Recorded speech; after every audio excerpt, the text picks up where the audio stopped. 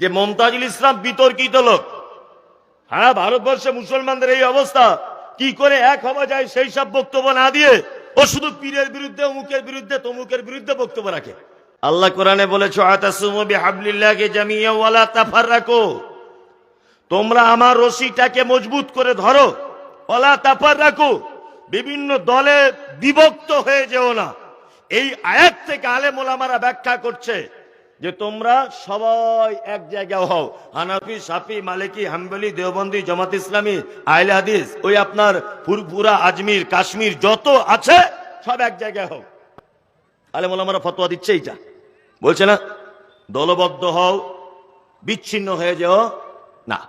এই মমতাজুল ইসলাম আপনাকে একটা কথা বলে দিচ্ছি, মরণ পর্যন্ত এই কথা ভুলবেন না। পৃথিবীর কোন ক্ষমতা আল্লাহ ছাড়া আর কারো নেই, এই বিশ্বাস যারা করে আমরা তাদের সাথে একতাবদ্ধ হব ইনশাআল্লাহ।